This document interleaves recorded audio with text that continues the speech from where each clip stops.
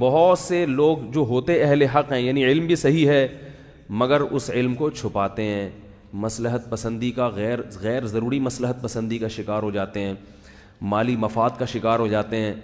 یہ ہر فیلڈ میں ہے، سیاستدانوں میں بھی ہیں، سائنسدانوں میں بھی ہیں.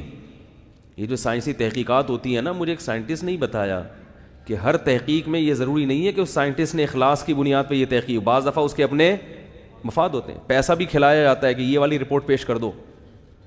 سگریٹ جو ہے نا، سگریٹ، آپ پرانے ڈاکٹروں کی تحقیق وہ دیکھیں تو سگریٹ کے فضائل بتایا کرتے تھے ڈاکٹر. مجھے ہمارے ایک دوست ہیں، انہوں نے ریسرچ کی ہے، 1920 یا پتہ نہیں 35 کے اخبار نکالے، اس میں ڈاکٹروں کی جو اسٹیٹمنٹ ہے کہ سگریٹ 25 بیماریوں کا علاج ہے، باقاعدہ ڈاکٹروں کی. لندن کے پرانے اخبار کے ساشے دکھائے انہوں نے ہمیں، جو انہوں نے سیو کیے ہوئے.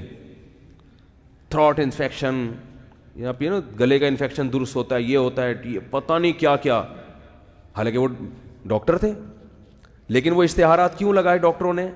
اس لیے کہ سگریٹ کمپنیوں نے ان کو کیا دیے تھے؟ بولو بھائی، پیسے. ایک دفعہ میں کسی ہوٹل پہ کھڑا تو ایک ڈاکٹر صاحب نے چائے کے فضائل پر نا ایک لگایا ہوا تھا پوسٹر، چائے دماغی طاقت کے لیے مفید ہے، کینسر کے لیے وغیرہ وغیرہ. یہ بھی بکواس ہے معذرت کے ساتھ. چائے پئیں آپ، میں منع نہیں کر رہا آپ کو، لیکن چائے صحت کے لیے مفید بولو بھائی نہیں ہے. باقی وہ تو ہر چیز کچھ بھی کھائیں گے تو کچھ نہ کچھ تو ہوگا لیکن وہ کوئی پینے، کیفین ہے نا، کیفین، کوئی بھی چیز جو وقتی طور پر اسٹریس کو ختم کرے وہ کبھی بھی صحت کے لیے مفید نہیں ہو سکتی، کیونکہ وقتی چیز ہے نا، اس کے بعد پہلے سے بھی زیادہ ڈاؤن ہو جائیں گے آپ. تو ٹھیک ہے، بہت زیادہ نقصان دہ نہیں ہے، بعض لوگوں کو تو بہت زیادہ بھی نقصان دیتی ہے، لیکن یہ کہ کوئی فائدے کی چیز نہیں ہے. کوئی بچ سکتا ہے تو ثواب بچنے میں ہی ہے کہ نہ پیے، دودھ پیے، لسی پیے، شہد کھائے، چائے سے اجتناب کرے تو زیادہ بہتر ہے.